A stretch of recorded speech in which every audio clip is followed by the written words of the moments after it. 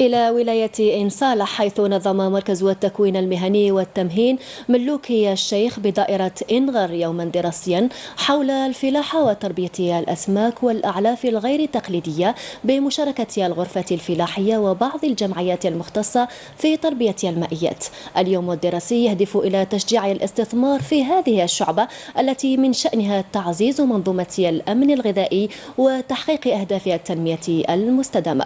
يقول أحمد بن مسعود: تشجيع الفلاحين وحاملي المشاريع على ضرورة تبني إدماج تربية المائيات بالوسط الفلاحي، كونها تعود بالفائدة على المنتجات الزراعية المدمجة، هو ما جاء في صلب اهتمام هذا اليوم الدراسي الذي تمحور حول الفلاحة وتربية الأسماك والأعلاف الغير التقليدية، يهدف أساسا إلى تبادل الخبرات المحلية والتشجيع على الاستثمار في المقاولة الفلاحية.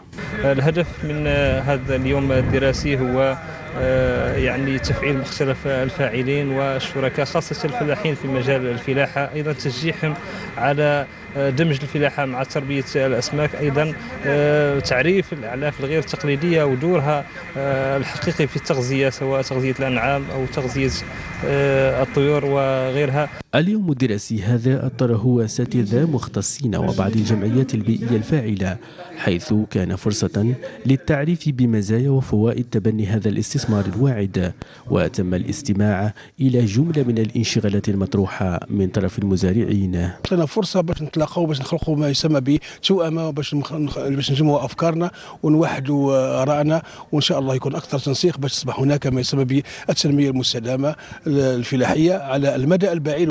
تأتي هذه الشعبة ولا تأتي هذا القطاع اللي هو تربية المائيات يقدر لما ندخلوه مع الفلاحة، يعني وخاصة في المناطق تاعنا اللي معروفة أن التربة فقيرة، نقدروا نخفضوا تكلفة كبيرة يعني فيما يخص الأسمدة. إن شاء الله نحافظوا على هذه الأصناف تاع الأسماك ونزيدوا نكسروا منها ونتجهوا تدريجيا للحلول البيولوجية ونتفادوا الحلول الكيماوية. استحداث بدائل بيولوجية طبيعية في المجال الفلاحي وتربية المائيات من الضروريات الأساسية للحفاظ على صحة المنتوج، والذي من شأنه يحافظ على صحة الفرد.